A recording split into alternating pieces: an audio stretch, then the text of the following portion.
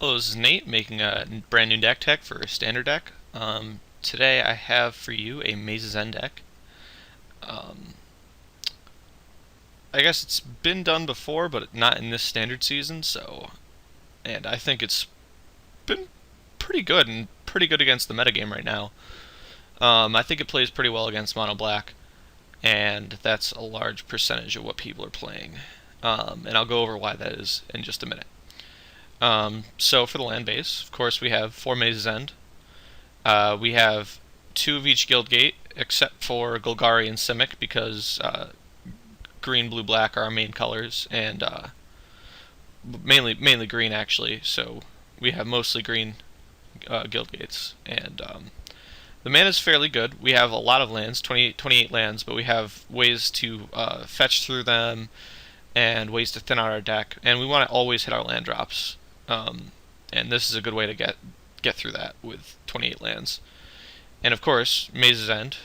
We need 1 of each gate, and if someone somehow gets a gate out of our hand or our deck with Night Veil Spectre is the main thing actually there, then we just lose if we only had 1 of a kind of guild gate. So we definitely want 2 of each at least. And so we're going to go on to the next cards. We have 2 Urban Evolution. I may add more of these because they're quite good.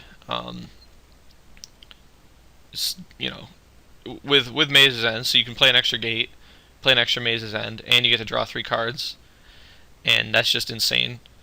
And it combos really well with the Prophet of Kruphix as well, because since this is a sorcery, and if you have a Prophet of Kruphix out, you can play this on your turn, untap on their turn, and still have mana up for your counter spells, which I'll get to in a minute.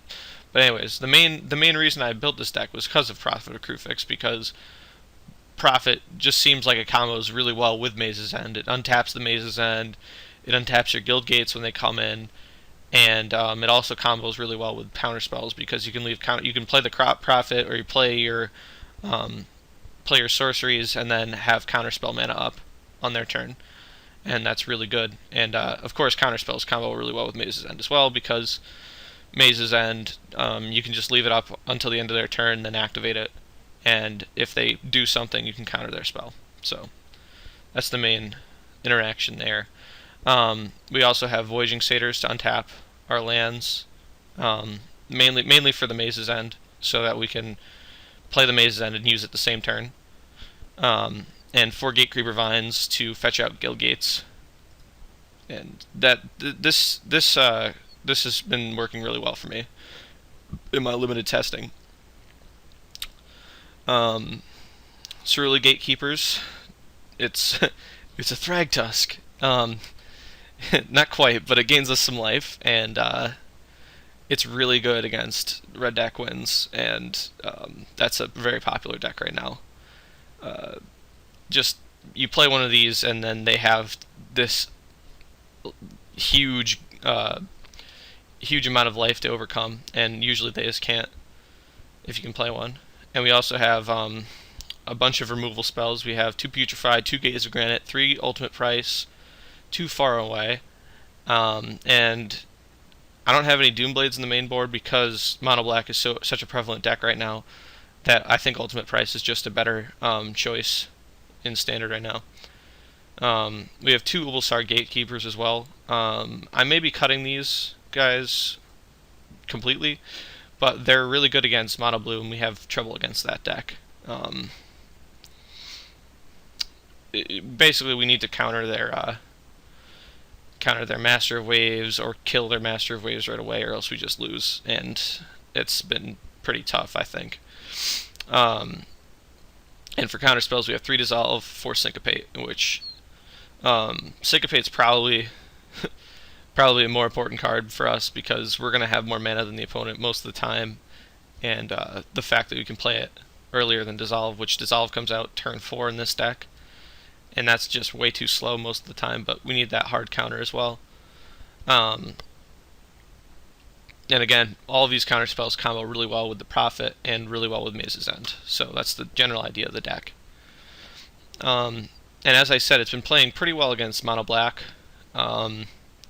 I haven't actually played against mono blue or mono red, but I think that it should do pretty well against both of those decks.